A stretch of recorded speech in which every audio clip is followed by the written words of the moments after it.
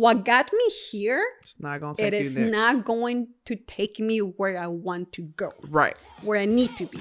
A person's wealth is determined by their assets, investments, and things that they own. I say true wealth is about how you live it.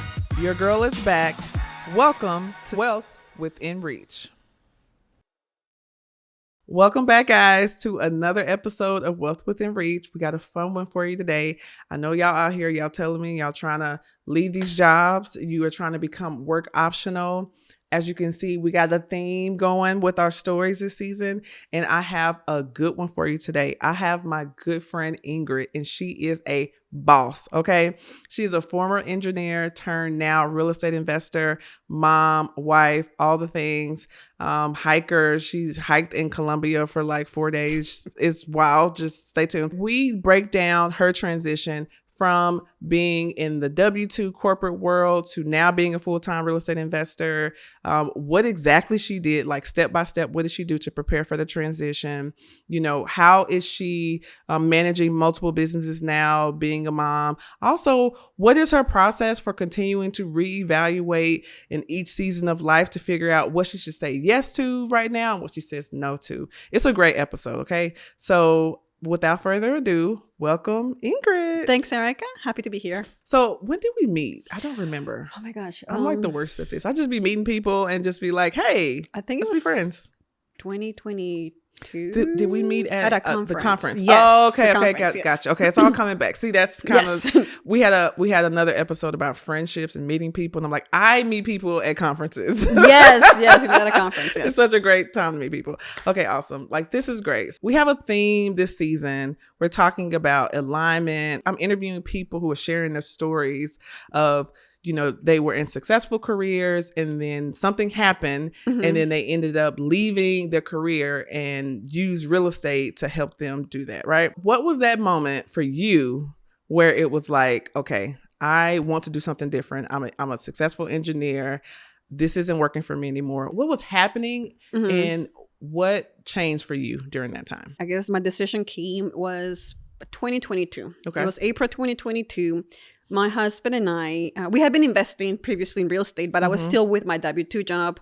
It was a very demanding job. I was actually in one of the leaders management routes of Southern Nuclear, which is like a big company here in Georgia. And I was in charge of a section of the AP1000 construction operation, all that stuff. So it was a lot of work, a lot of stress. Yeah. And then it was around that time we went to Colombia for vacation. And my husband and I, we love doing adventure hikes and stuff. Yeah, you love hiking. We hiked together. And I was like, I thought there was supposed to be a light hike, Ingrid. And you're like, and you're pregnant. You were like hitting it. And I was like, oh my gosh, what is happening? Yeah, so we went on a hike in Colombia. It was actually called the Lost City. It's a 4-day hike. And 4-day hike? 4-day hike, yes. Don't just roll past that. But go ahead. Hike. Let me focus. But it was wonderful because it's like you go hiking for 4 days through the jungles of Colombia into this beautiful historic city that is 600 years older than Machu Picchu. Wow. And I'm on there, like my husband and I were just going there. No internet, no service, nothing. It was just very raw going hiking. But then I saw these kids. I mean, they're kids. I mean, they're like in their 20s. They're kids to me and my husband. And they were just enjoying life. It's like, I tell my husband, oh my gosh, look at that. They're just enjoying life. The tour, they're just happy, smiling.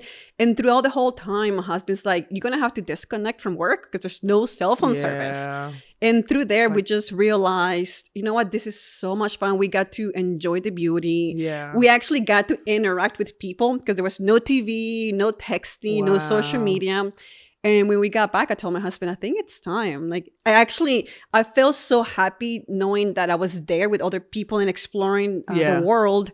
And when I got back, I think it was like, I got back on a Tuesday and that Wednesday, I put in my 2-week notice. Wow. And I was like, I'm done. We're going. Yes. Wow. So you have been working towards the transition, right? Yes. Okay. So talk to me about like how long you have been investing and what had you been kind of doing to like prepare for this moment? Of course. So it all started pretty much like we immigrated from Colombia. So my parents and I, my sisters, we came in 1999 to Georgia. And it was a whole transition. We were chasing the American dream. Yeah, you come here, you have your, your education and everything. Yeah. And something my dad told us, and he really pushed that to my sisters and I was, you need to go to college. Like you go to college and you get yourself a really good job at a stable company. And nobody's going to take your education away. That's something no one can take away. Right. So I did what I was supposed to. I went into college, got my degree, engineering, and I got myself a engineering job at a Fortune 500 company. So I told my husband, yay, we're set. Yes, the American dream. Yes, 9 to 5. We're going to go buy a house and live here. And 2-week vacation after working 60 hours weeks. But seriously, like that was it. Like I was like, I'm gonna work until I'm 65. Totally fine. And then it was August back then, and we went into the office. And then this is what happened. They called in everybody. It was like an all hands down meeting. Wow. They called everybody. We went into this conference room, and then the CEO just came and he was like, we filed for bankruptcy. Wow. So we're going to have to lay off people. Wow. Now, I did work in the nuclear power field. So unlike other places, since it's like sensitive material, they don't give you 2 weeks notice or nothing like that. They gave you 5 minutes notice with a security guard.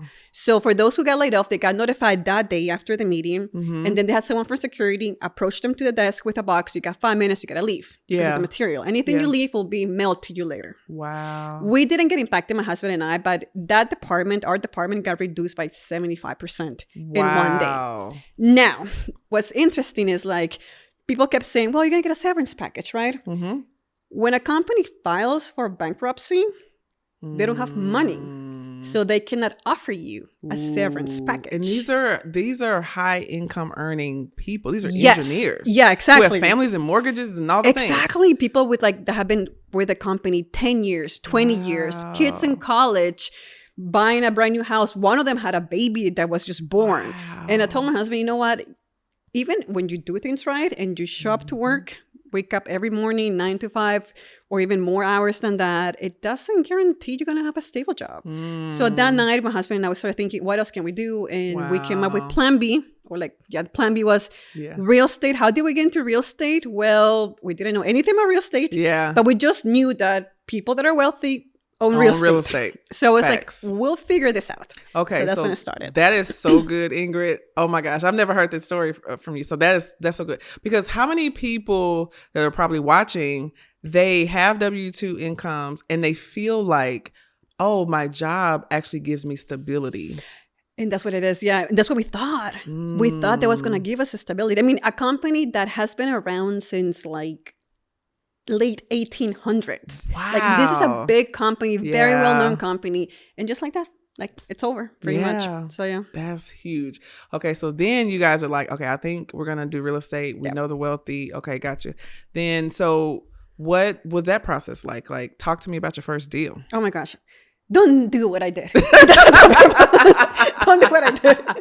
If you're investing in real estate, protecting your properties with the right insurance is a non-negotiable. That's why I want to put y'all on to a company that I personally trust. It's called Steadily Landlord Insurance. What I love about Steadily is that it was created by landlords for landlords. They understand the ins and the outs of everything it takes to protect your rental properties. Whether you're doing short-term, long-term, or even fix and flip. Their agents work exclusively with people just like you and me. They'll help you get the right coverage for your specific property and also help you lock in the best rate, all in just a few minutes. It's really that simple. I've had students use Steadily and they love it. And like I said, I personally use Steadily myself for insurance too.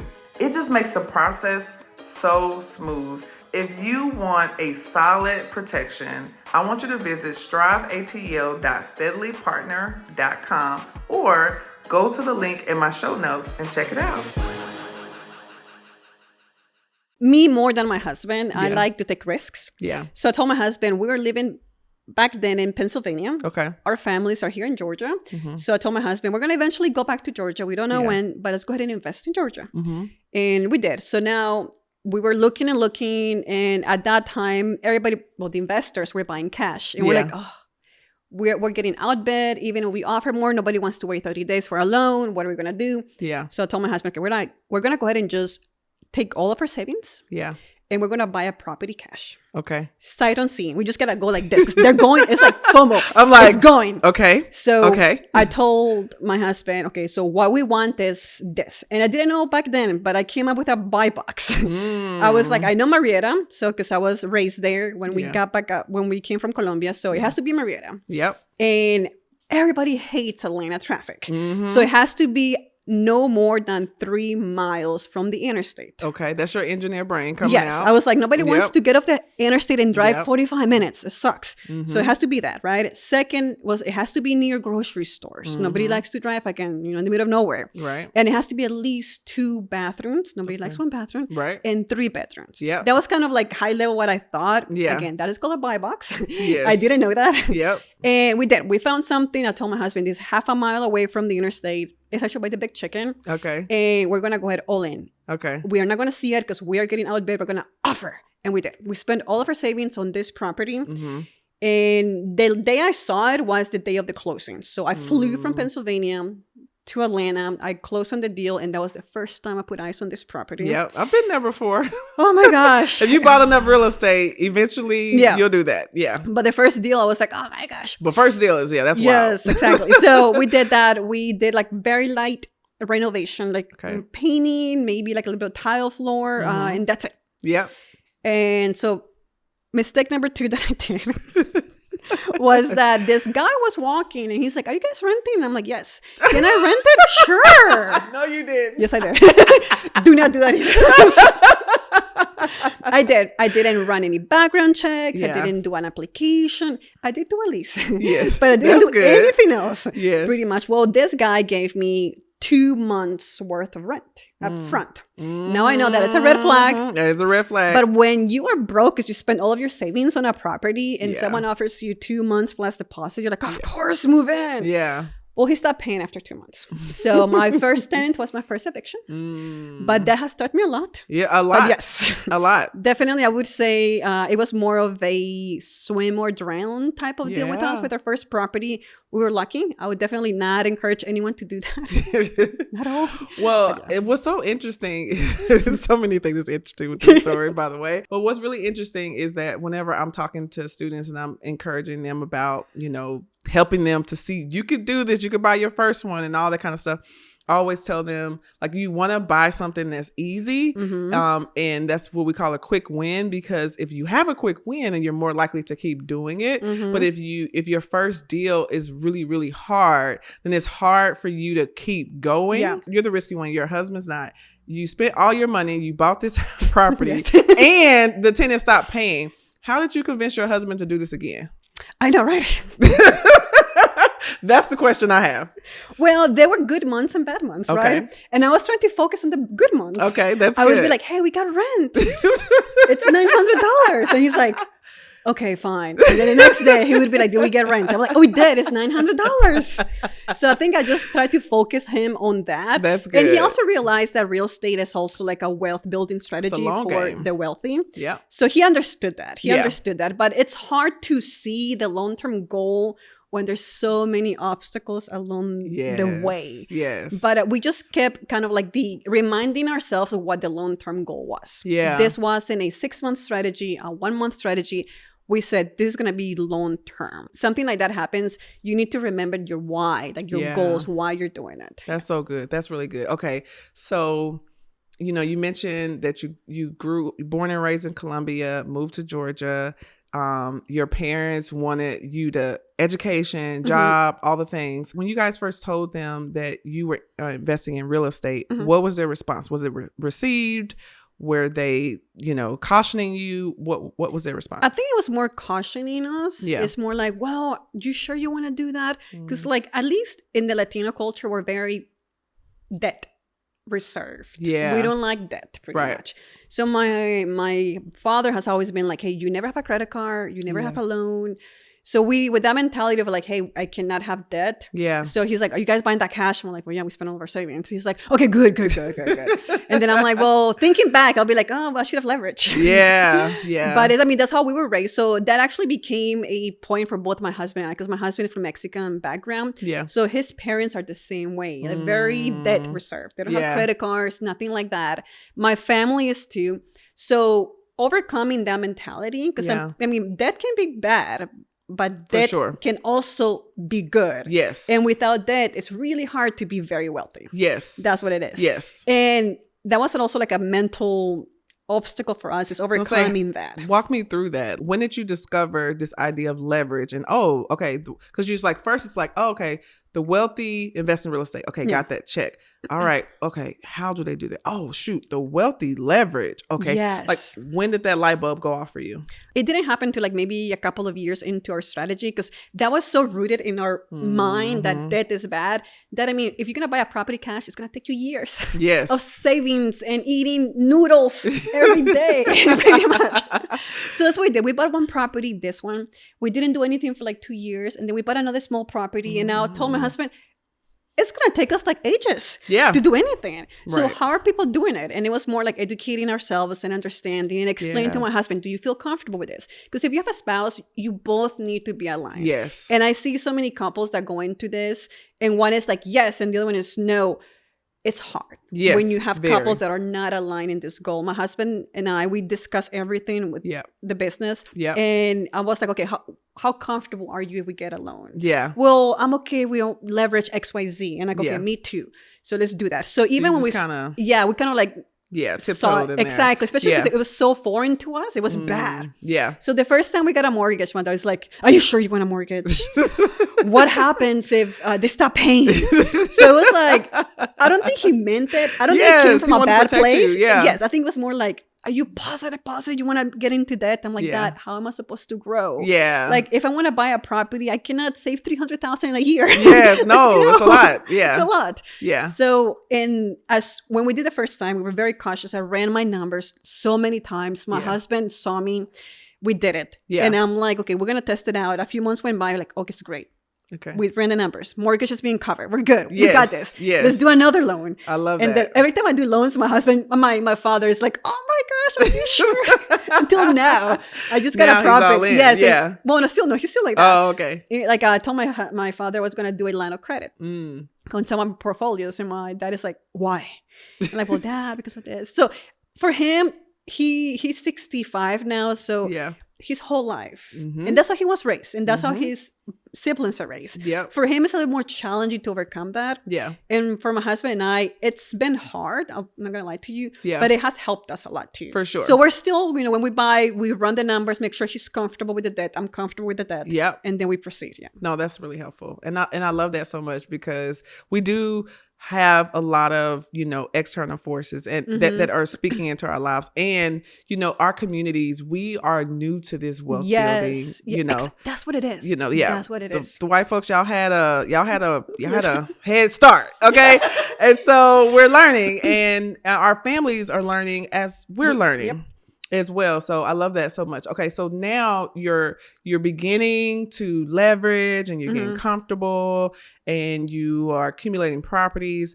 I love to hear when y'all kind of sat down and began envisioning your real estate goals. What was your initial goal? I know, like, my initial goal was like, it would be great if we eventually have $2,000 a month in net cash flow. Like, that was my first goal, right? Yeah. So, like, what was your initial goal when y'all started? And then also, how did you prepare as you were still working? How did you prepare for the moment in 2022 that you finally said, I'm not doing this anymore? So I would say, like, the first thing that came to our mind was more like, okay, so how much cash flow do we need in order to cover our expenses? Yeah. And that's where we learned the whole, you got to find out your monthly budget and all that stuff. Good thing is that I'm good with numbers. So I started doing my budgeting with that. Knowing this, you got to do the budget first. Yes. But there are 3 types of budgets you need to consider. Okay. And the first one is survive.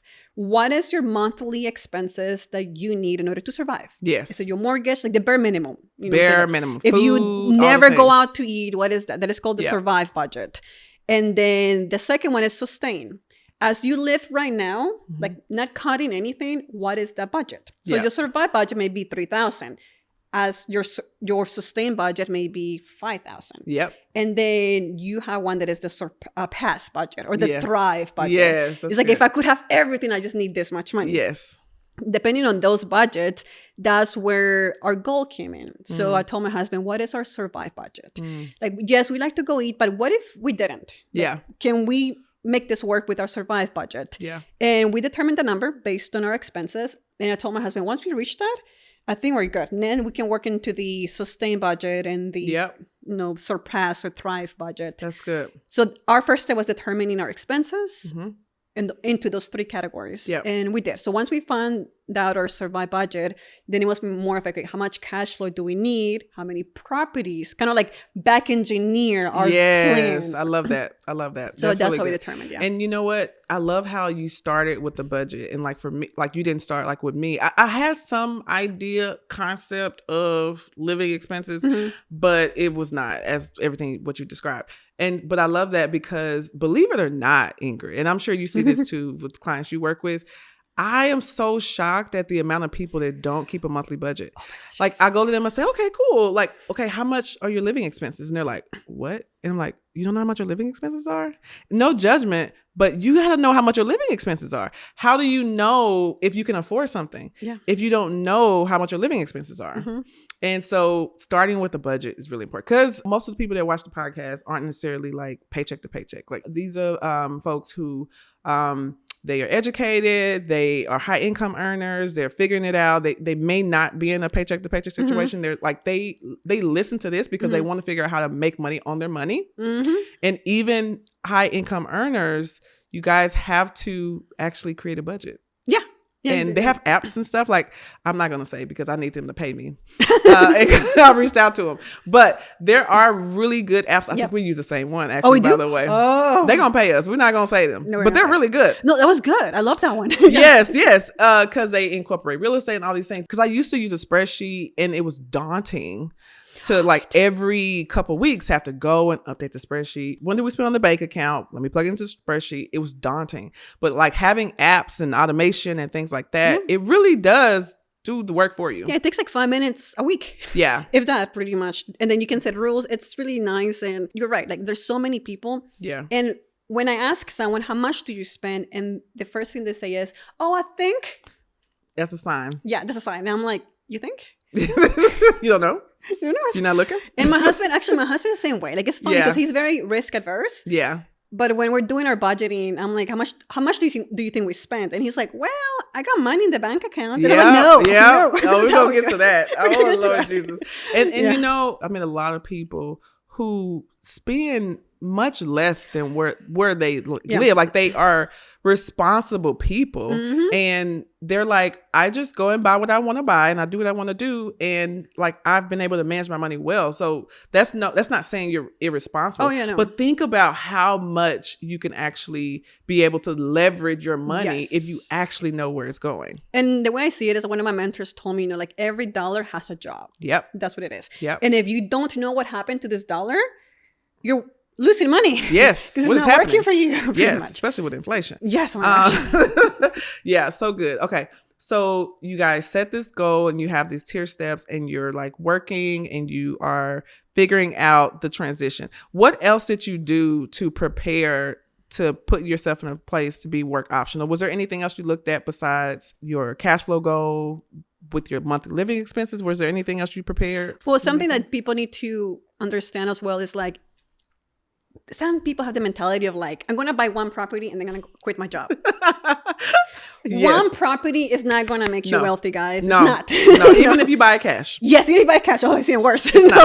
Unless you like live off of $300 a month. Exactly. So something that people need to understand is that when you have a W-2 job, even if you don't like it, you have to change how you see your job. Your job is a tool. Utilize a tool. If you start seeing your job as a tool that is going to help me make better decisions and help me become free financially, you're not going to hate it as much.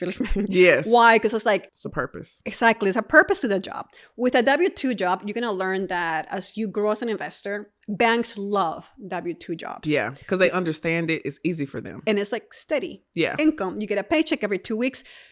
Therefore, if you are trying to grow your real estate, and you have a W-2 job, keep it as long as possible and leverage that job as a tool for as much as you can. Yeah. Get as many be wise with the loans. It's a tool. Remember, Yes. be wise. Yes. But use that job in order to create more wealth. Yeah. And once you get to the point of like, hey, I've utilized 100% of my job, then at that time, I would say start considering next steps. Right. No, that's really good. I love it. As you were on your journey and working towards building wealth and leveraging your W-2, at what point did you start surrounding yourself around other investors? I would say I did it too late. Because I mean, I'm an introvert by nature, so I don't like to talk to people. Yeah. Just Yarek. I'm like, really? No, okay.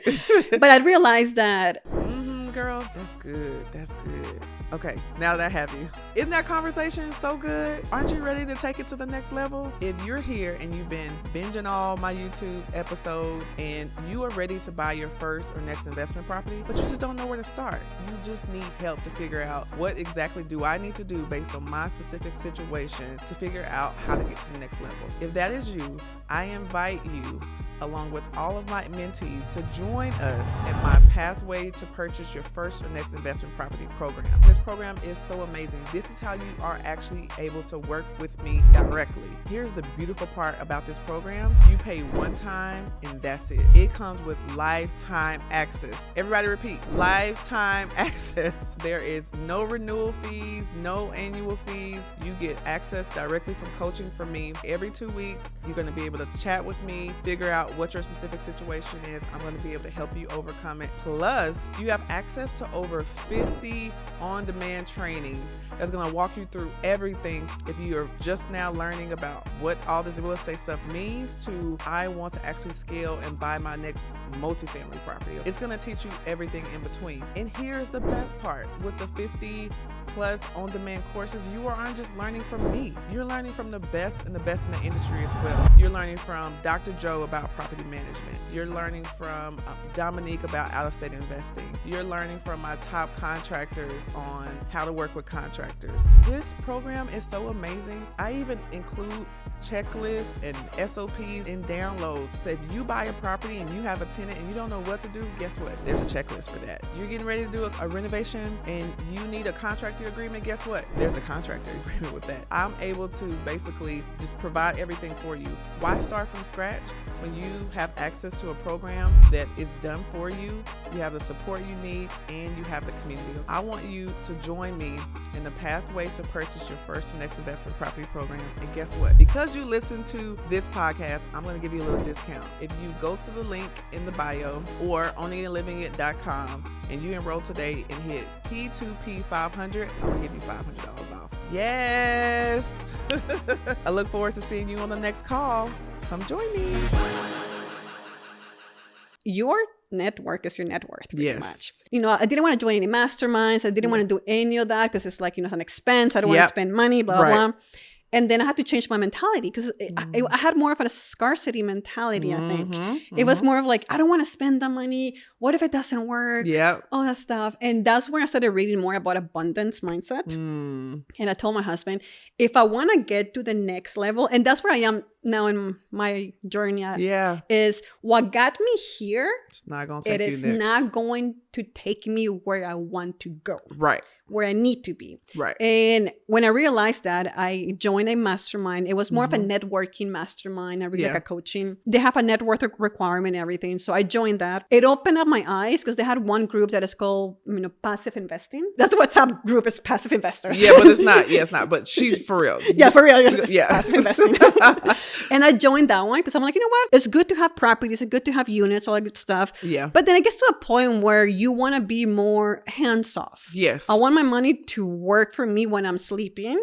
And not have to be involved on it. There's nothing wrong with you being involved in your business, but there's also other ways. Like the average, millionaire has 7 streams of income? 7, And real estate, what I was doing at that moment was only one. That's my rental income. How else can I get more money?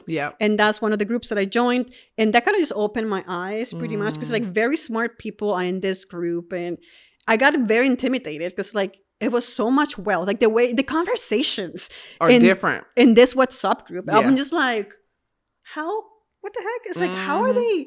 It's just mind blowing pretty much. And that just opened my eyes because it's funny because before that I joined that group, I told my husband, I want to be in a room that I want to be surrounded by just millionaires, like people with a lot of money. Yeah. Because they know something that I don't know. Yes, yes. And then I would say maybe 6 months later, I'm like in a virtual room, in this WhatsApp group.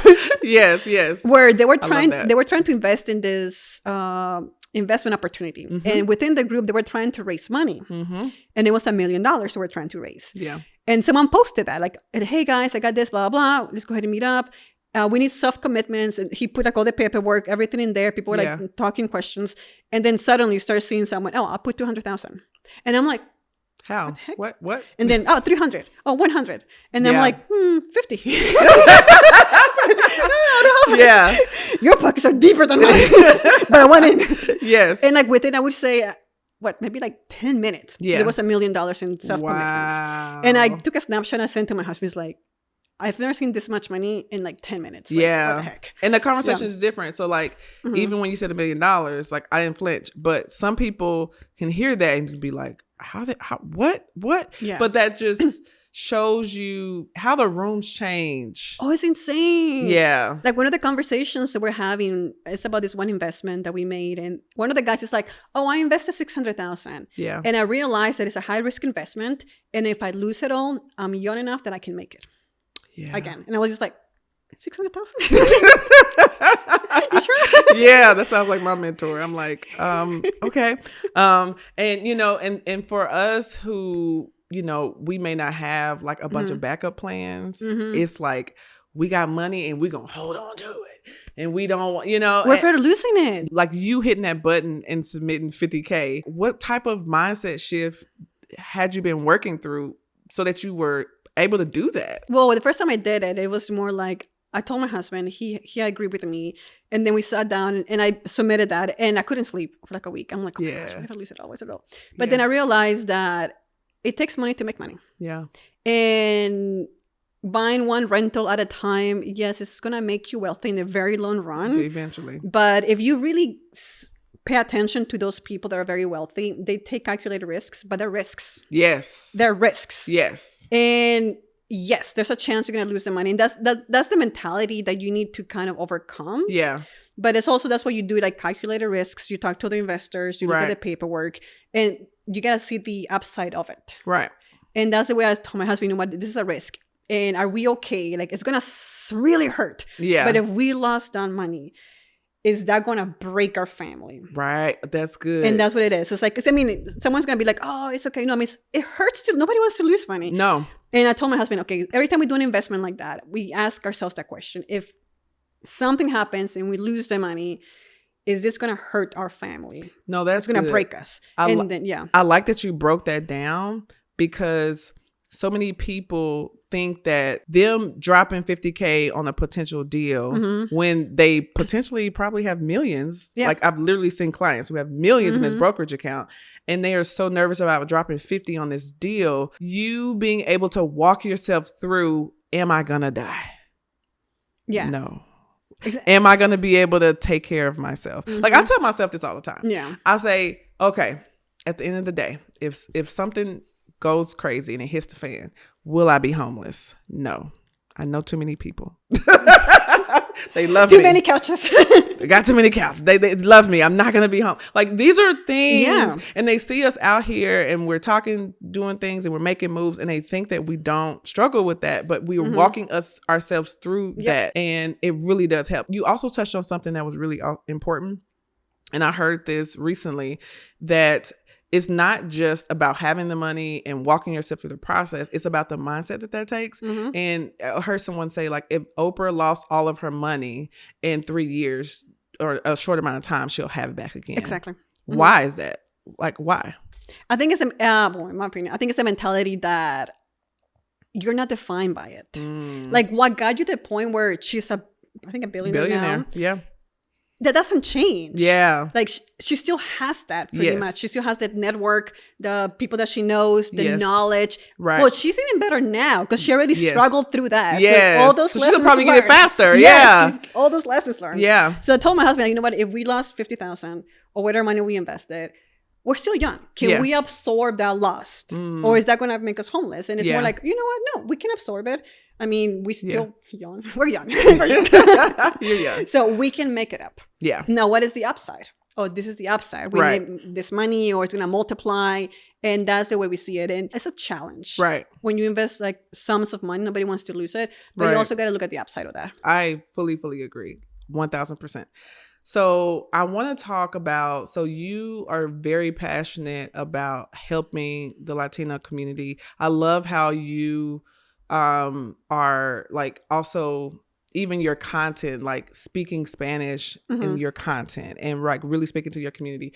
Can you talk about the like being an immigrant and going into the real estate industry in this white male dominated situation and your journey of having to like step into these rooms and learn, and you know, with being a Latina woman, like how can you talk to me about that journey and just how it's been and you know how you navigate it? I think honestly, and that's something that I noticed too, and you have noticed this as well, is like we are very not represented in this field. And it really sucks. Like if I had someone that looked like me when I was starting, I think I would have done different choices, and I think I would have accelerated my journey more. And it is a challenge, but I would say once you get to a certain level, the money is green from anyone. It is green. There's no it's color. all green. It's all green. Yes.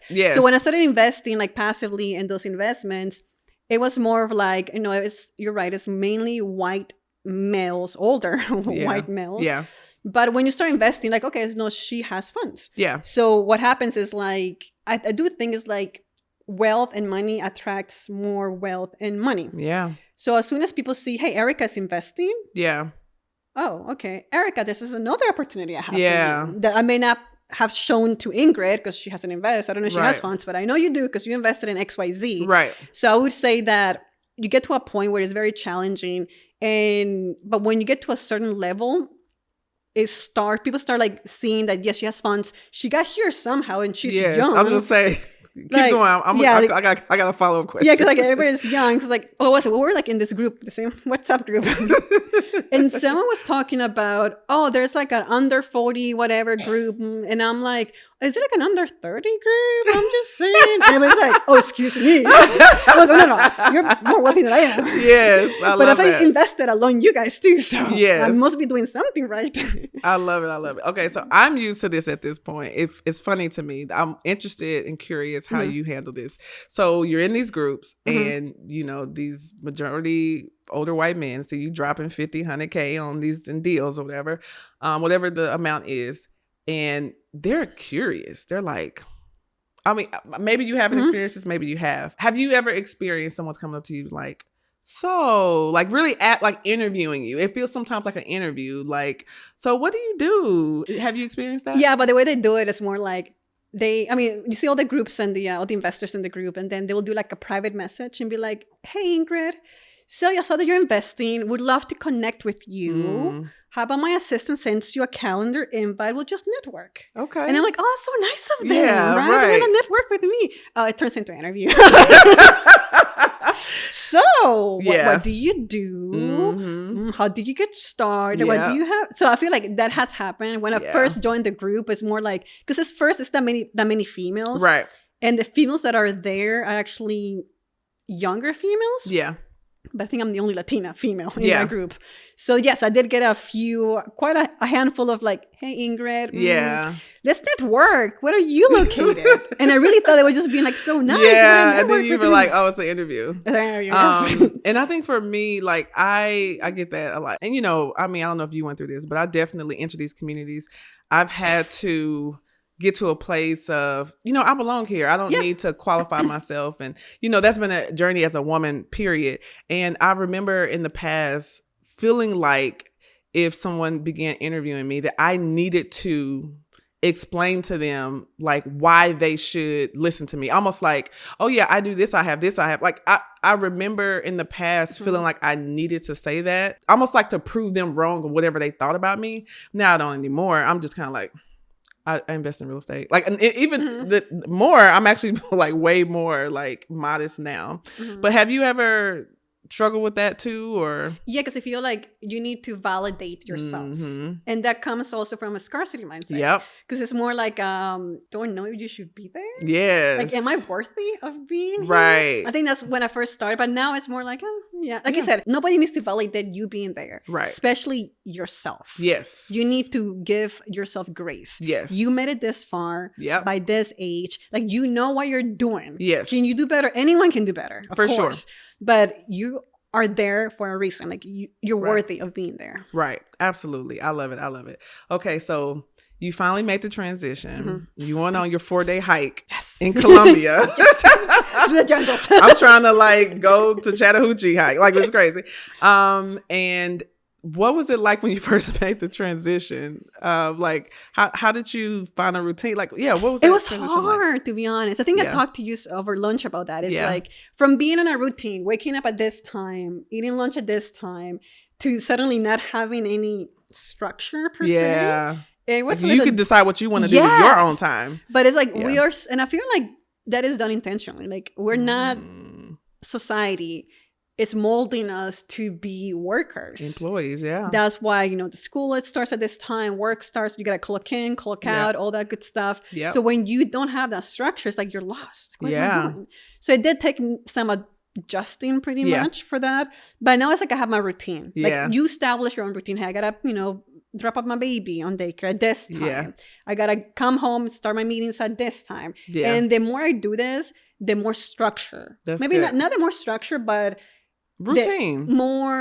My structure has more essence now. Oh, that's good. So it's more like, do I really need to be in that meeting? Or can I be doing XYZ instead? So it becomes more essence, I would say. Well, I love that. I was thinking about that recently as I went into the year, each semester, quote unquote, because I'm a homeschool mom, I reevaluate my schedule. Yes. And so I say, okay, what days do I want to devote to this? What days do I want to do this? And I love that. I do a grateful journal every morning.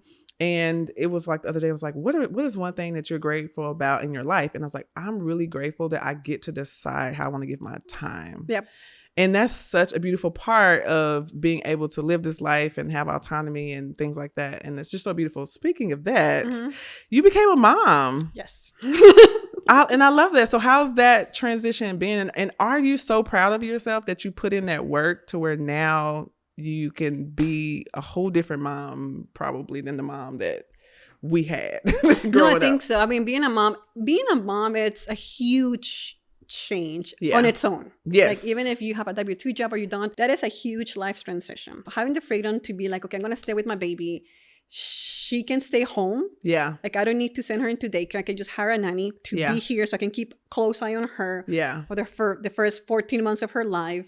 It's like, there's no description for that.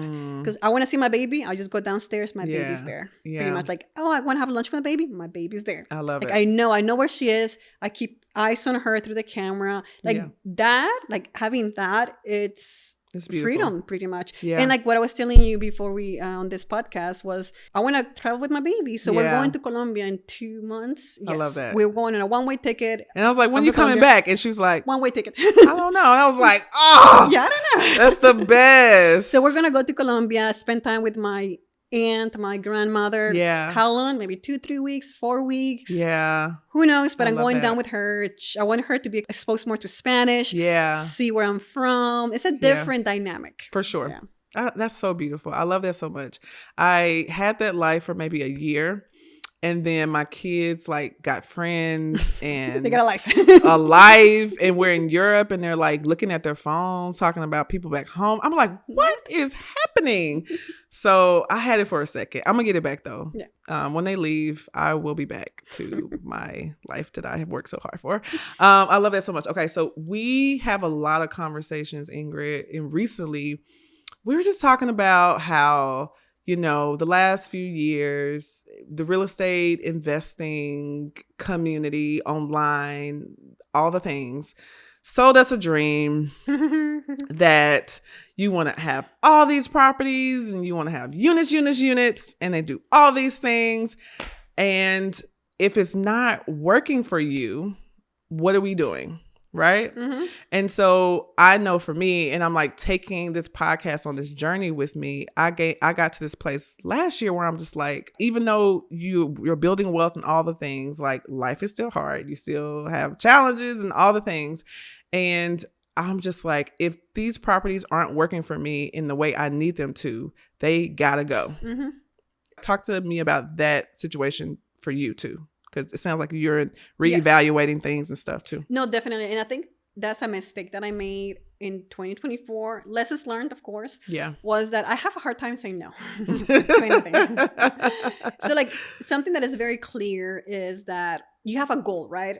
And something that I didn't do was reassess this goal. Yeah. And is that what I really want? Yeah. That's something that my coach was telling me. Is like, hey, what's your vivid vision? He told me, oh, it's this. And he's like, he kind of read it. He's like, go back this weekend. And is that what you really want? And then I'm like, I'm going to think about this. And I saw with my husband, it's like, is that what we really want?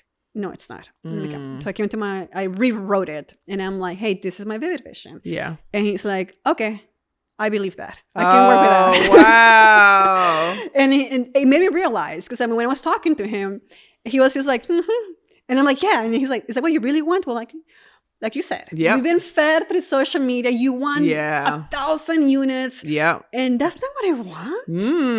Me, that's not what I want. Right. When it comes down to it. Yes, exactly. I describe it as ego-driven goals versus purpose-driven goals, right? Ego-driven goals are, I see something that maybe I like that somebody else is doing, and I'm going to take their goal and add it to my life. But when it comes down to it may not really align with my values. And so that's what it is. We are both very ambitious women, right? But I would say, based on what I know about you and myself, we are lifestyle entrepreneurs. I am not an achievement entrepreneur. I personally don't care about status. I'm not really into, all the accolades. If you are, that's cool. That's just not me. What can it do for me? Exactly. Like I want to be able, like I said, I reevaluate my schedule every 6 months. I need my business, whatever is happening. How can this work for the season of my life that I'm in? So like, how does that look like for you? Are you a lifestyle investor? Yes. Entrepreneur too? And actually that's something that, there's a book that I recommended to you. It's called The Lifestyle Investor. Love it. Much. I think it's Justin Donald who wrote it. But it actually highlights that. Like there are people whose values and goals align with being there on their business working. Nothing wrong with that. If that's what you want for your family and your life, great. For me, it sounds like for you, that's not what we want in life. So it's a really good book because it helps you focus on how can I become more of a passive investor, like a lifestyle investor that can fund your lifestyle pretty much. And that's what we're doing right now. We're also going through, like, sounds like you're doing the same thing. It's like going through all like our portfolio. We're doing the KPIs, analyzing the finances, and in order to do asset reallocation. Because if I have all this money tied into this property, but this property is only generating 4% on this money, I'm better off just selling that and putting the S&P 500. I mean, let's be real, 4% and that's generating 12%. Oh, right. So I think that's something, I think we get fed from social media and people get distracted. And they, honestly, I don't get impressed when people are like, oh, I got like $67. And I was just like, good for you. Great. It sounds like a lot of work. Absolutely. Like, so we're in the process. We decided we're going to sell our apartments, our 20 units. And it's just like constant transition. Like, it's a beautiful thing. Like we've been able to accumulate almost like $1 million in equity in like under 5 years. Like, wow. Like, how do you do that? Right. Exactly. So there's lots of pros to that. But we're like, man, if we cash out that $1 million and then we pay this off and we do that, and what is the net cash flow? Okay, give me that. And how much responsibility will I be responsible for? Okay, give me that in this season. So one of the things that I've learned to give myself permission to in this season, it is okay for me to give myself permission for my life to look like this. Like when I first started off, I had to hustle, right? We didn't have a lot of money. We had to create money to make money, right? So we're hustle. And so that's why I'll tell my clients, even when you're like, for me, you're in the hustle phase, you're self-managing, you're doing all the things, still align your numbers to consider a property manager, because that may change, right? Yes. So then that's what happened for us, and it changed, and I wanted to invest more into the business, right? The business aspect of which we're going to talk about active income in a second. And then now I'm like in the collect check seasons. Yeah. So that's 3 seasons that I've changed, and just because I'm a person and I change. And I'm giving myself room because similar to you, even though I'm not an achievement investor, I have lots of passions and things I want to do, but that doesn't mean that I have to do it right now. Yeah. What's more important for me in this season is that I don't miss a college visit. Yeah. And that I'm able to just, like, if my son wants to go to a coffee shop and just talk, I can just talk. That's what's most important for me right now. Yeah. So that means that if one day I want to do this and I want to do that, then that's fine. I could do that later. That doesn't mean I have to do that right now. And so I can tell you what my process has been like. I'm interested to hear from you. Again, social media. Oh my gosh, yes, I know. I have to I've had to mute a lot of people. I've had to unfollow a lot of things because social media constantly makes you feel like you need to do more. No, and you get good ideas too, but it makes you feel like you need to do more. Like you're behind. Yes. And like you're not doing enough. What has that process been like for you? I'm muted and unfollowed. I unfollowed too. Okay. Like comparison is the thief of joy. Yes. That's what it is. And I gotta realize that, they talk about like all these units. I'm like, now that I'm in this thing, in this world of investing, it's like, that doesn't impress me. I'm gonna unfollow you. You're not bringing me, you're not adding to my happiness. Yes. And I think that's what it is. If you go through a profile and it makes you feel angry or like jealous or something, or discontent with your life, unfollow. It's not bringing joy to your life. You don't need that in your life. It should inspire you. It should inspire you. Yeah. No, that's really good. I love that so much. All right. So here's something that is like not often talked about when, you hear podcasts or shows talking about the transition from I quit my job to investing in real estate. So some people think that you're going to get to whatever cash flow goal you get to, and then from there you will just be able to live off of your rental income every month. And some people do. You live off your rental income every month, and then it's just fine. But what I help my clients understand is that it's really important to have both passive income, quote unquote, and active income. I personally don't know, when I look around my investor friends, majority of my investor friends also have some type of active income. They're doing something every day. What are your thoughts on that? Is it important to have active income after you transition from 9 to 5 and you're investing in real estate, or not? I think it really depends on your goals and your personality. Okay. Do I think you need to do 40 hours a week? No. I don't want to do that. No, I don't do that either. But I do think it's very important you have some type of passive income now. Yeah. If you are self-managing, that is not passive income. Get that lie out of like your head. That is not. You are actively managing your portfolio. Yeah. Even if you don't get any calls in a month, you still need to check, make sure that they pay the rent. You got to check just those maintenance requests, all of that. That is not passive. Right. Like passive is like when you send the money and then suddenly money hits your account and you're like, what is this for? You're like, oh, we invested in this. Oh, great. That's passive income. Yeah. If you're self-managing and you have a W-2 job, you just have another job. Pretty much that's what it is. So for me personally is I need to keep my head occupied. Otherwise, it just goes into places. And that's what happened to me in 2024. It was just going into other business ventures that I should have not been doing pretty much. So when I was working on that vivid vision, and it's very important for everybody to work on those goals, is like, what do I want as my active income? So I realized, active income doesn't necessarily mean either that you're there doing and answering emails. Do I do that now? Every now and then I do that. Yeah. I don't want to do that down the road. Right. But I still want to oversee that. Yes. I'm more of a CEO role, not like working in my business. Yeah. That is what I consider active income. Like I need to oversee meetings, have C-suite meetings with my team, make sure everybody's aligned. That's how I see my active goals income right now. Right. But I'm also really working hard on that passive income. Yeah. that I tell my husband, like we have invested passively. And last year, I think it was our best year that we did. And every now and then I would see kind of like a deposit come into it. And it's like, oh, you got $2,000. And I'm like, $2,000 from what? Yeah. And then I'll be like, oh, that investment we did. That's so good. That is passive income. Yeah. The fact that collecting checks every month. Well, in this case, every quarter. Every quarter is business coming in. I want to focus more on that. Yeah. What's going to happen is like, if I can increase that passive income. Yeah. Then I don't have to be worried about so much about my active income. Right. I have more freedom to think about how I can progress my business and everything. Right. And that's important because like for me, I hit that second tier where it's like in passive income or real estate. I don't even like to use passive income, honestly, because I'm very active in my real estate portfolio. And my rental income, where it's the level where you're making enough money to be you make enough money every month to be comfortable after all expenses, right?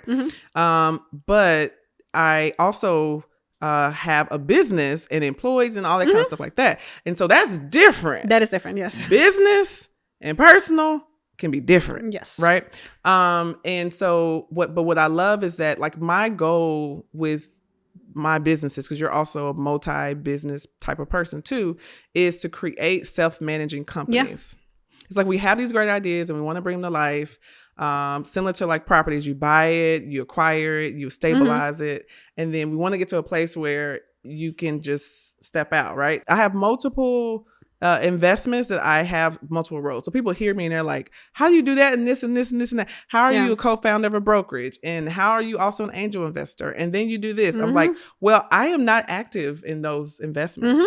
I just like collect checks. Like randomly a couple times last year, it's just like, oh wow, this is a really nice $10,000 check that I was not expecting. Yeah. But it's so good when you are able to have ownership because you're able to take advantage of those opportunities. Yep. Right? Definitely. And so, but I do think it's important to recognize though, just because you may hit that threshold, that survival threshold, or whatever the tier of your tribe financial freedom level, I think it's important still to recognize that it's important not only for your mental health, but also financially to figure out a way to establish active income. Oh, yeah.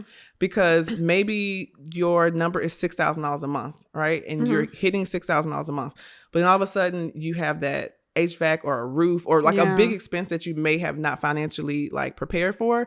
And now that cash flow is gone. So it's really good to have active income as well so that you can still be able to survive. Well, it's about having multiple streams of income. Like, we'll go down to that again. Yeah. And I would say people also, and I see this a lot, people get, because I got it too. I'm going to say people, we all get this, is shiny object syndrome. Yes. And that happened to me in 2024. Like, and now that I think about it and I tell my coach, I'm like, I should have not done this. But I mean, I started a business with a couple of investors, super smart people, super good. And then I was like, oh, this is going to be good. It's going to keep me busy. I want to stay busy, make money. Yes. Right? But then I realized like the more we did on this business, it's more like, you know what?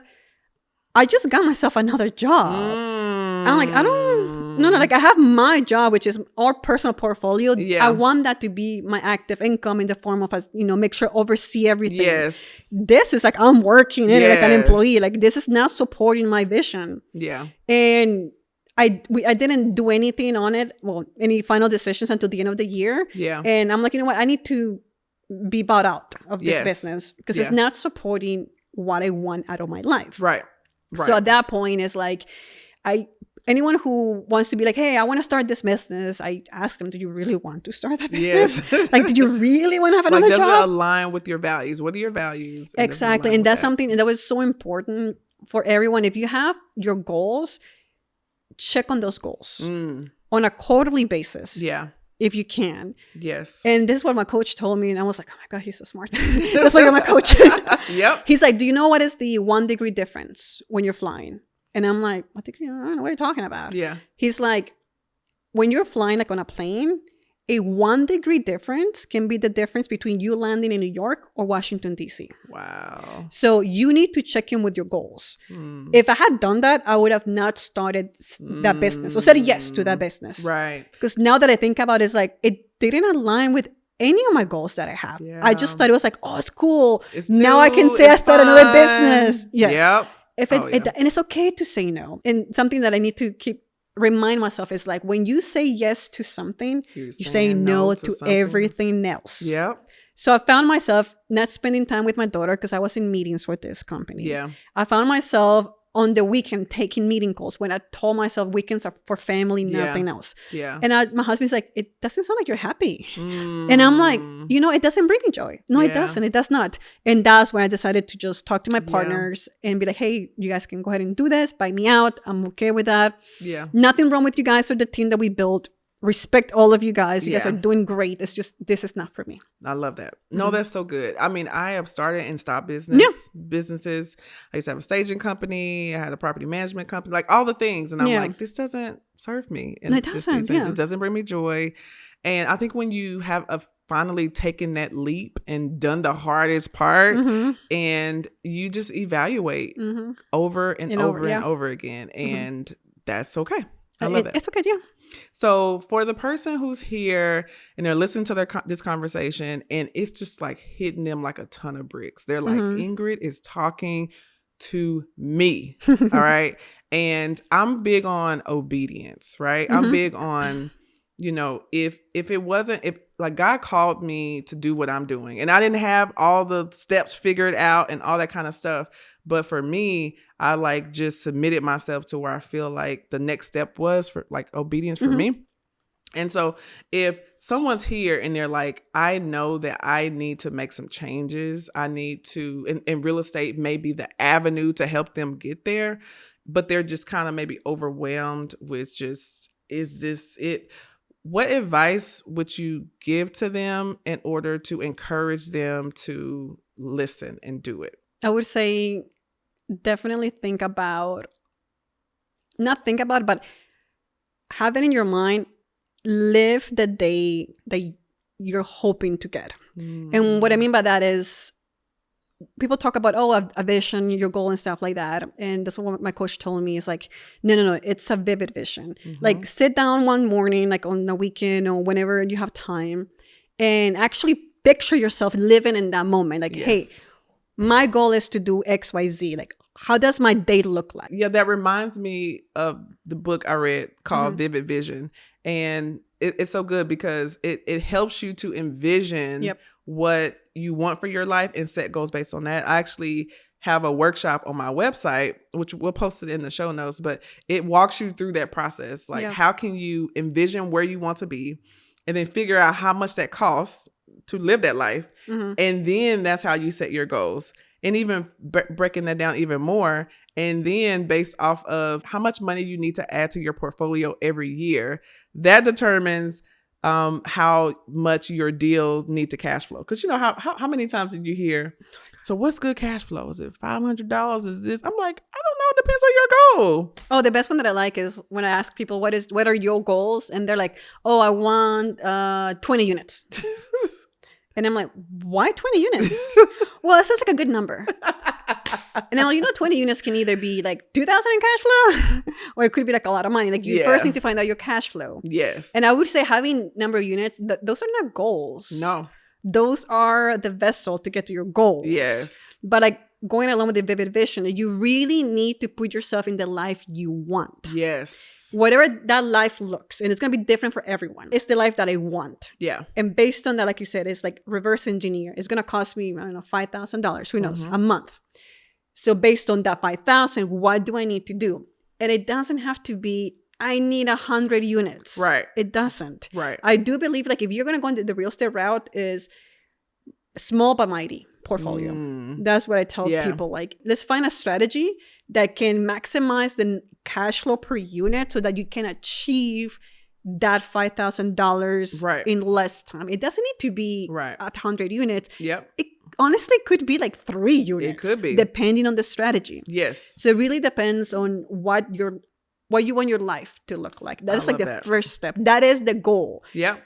number of units, it's not the goal. That is just how you're going to get to your goal. Yeah. Your goal is like, what do I want my life to look like? I love that. Okay. So we know what we want our life to look like. We've broken it down to the amount of money we need to make monthly. And then we can even break it down more to say, okay, we want to hit that in 5 years. And then we break it down to how much we need to add every year to our portfolio. Yep. So for you mentioned a couple times that you have a coach. I mean, how has a coach helped you, or just coaching in general, helped you to be able to get to this level that you're trying to go and that you are? Like, how influential has coaching I think it's been good so far, to be honest, because like I've been 2024 was really busy with new business ventures. Yes. And then that's when I decided, hey, I need to reassess. This is not supporting my goals. I need to get to the next level. Yeah. And you need to be self-aware too. And I think it's so important that you become self-aware with like your own limitations. Yeah. It's good that you give yourself grace for everything you have achieved, but you also need to be self-aware of like, hey, I'm lacking this. Yeah. And I need help. Yes. There's nothing wrong with getting help on what's going to make you better. Right. And I sat down with my husband as well. My husband and I were really close on everything. Yes. I love it. I told my husband, I feel so frustrated because like, I know I can go to the next level. I just don't know how. And if I keep doing what I'm doing, I'll get there, but it's going to be 20 years from now. Yes. Like I need to get there sooner in order to have the life that I want for us, our family.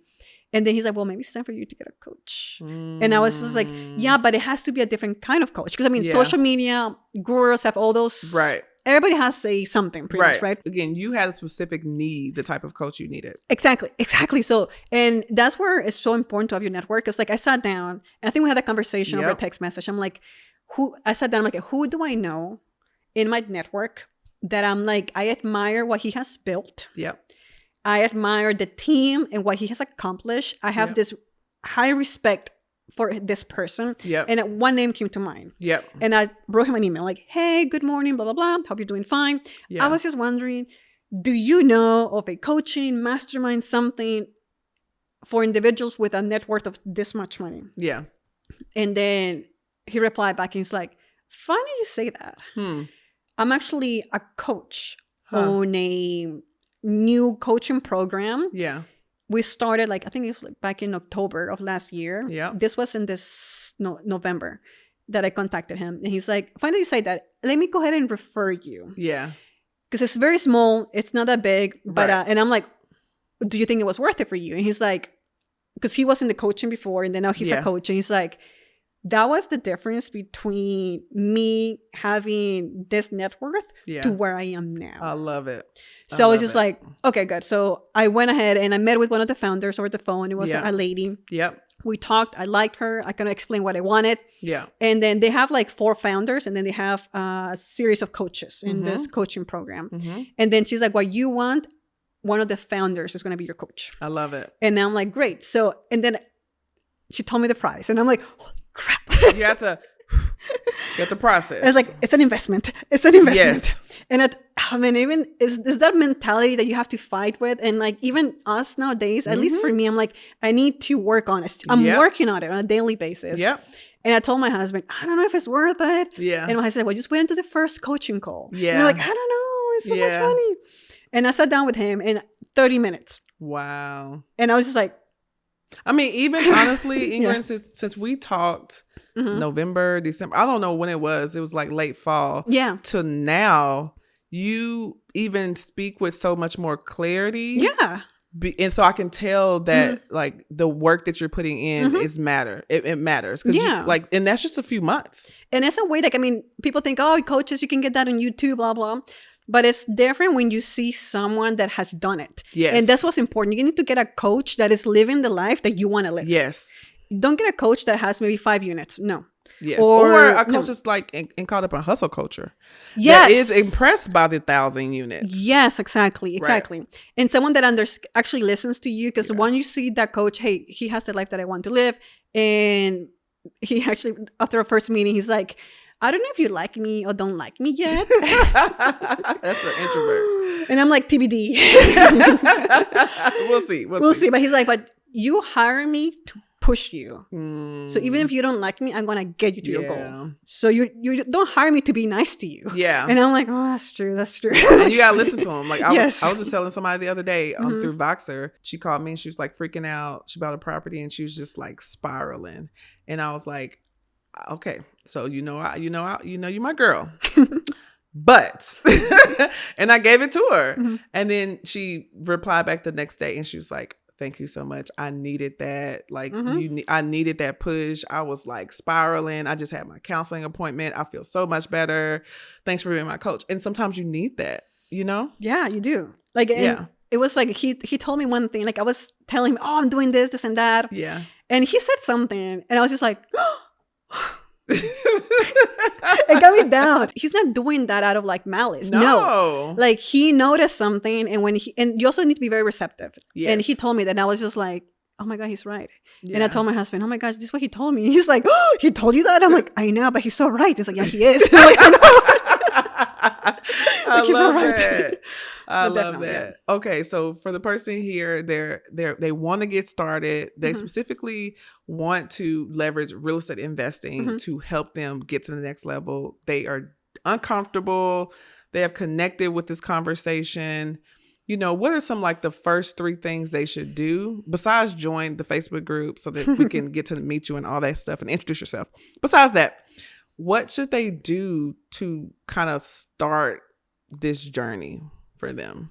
If they wanted to get started in real estate, I would say the Facebook group, great idea, because you need to be surrounding yourself with people that have ambitious goals. Yeah. Like if you surround yourself by those people, then it gets you motivated. Like, hey, they can do it. I can do it too. Yeah. I would say second, if you have like really no idea whatsoever about real estate, get a coach. Yeah. People see that as a waste of money. I can go into YouTube. Yeah, you can. It's going to take you like 10 times as long. And you're going to make a lot of mistakes. Yes. You got to see this as an investment. You either pay for the investment on the coach or pay that through mistakes that you make.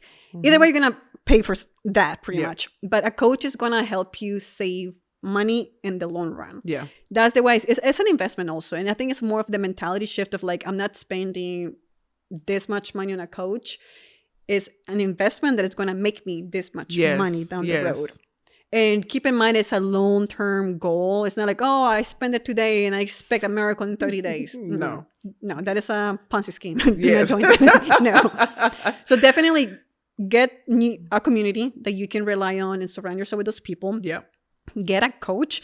And once you get a coach, make sure that you understand, if it's real estate, how to run the numbers. Yes. Because I would say one of the big mistakes that I see new investors make is they do not understand. They assume numbers.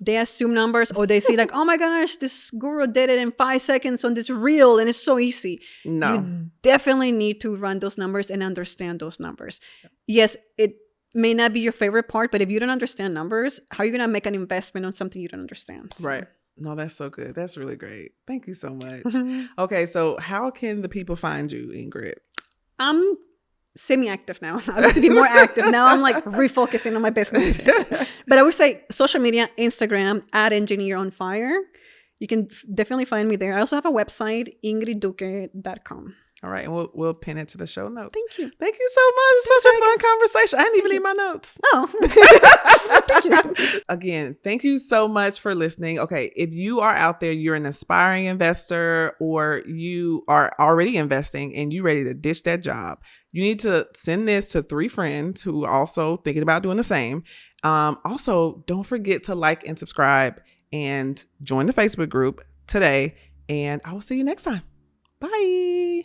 Hey friend, have you been enjoying this podcast and you're like, okay, Erica, how can I connect with you and other of your amazing guests that are on the podcast? You can do that within the Owning It and Living It Facebook group. I have the Owning It and Living It Facebook group to help to foster community with other like-minded real estate investors. Folks are sharing advice, I'm sharing tips, and we're fostering community so we can help take our real estate investments to the next level. If you are ready to do that, I want you to join the Owning It and Living It Facebook group. You can go to the link in the bio to join today.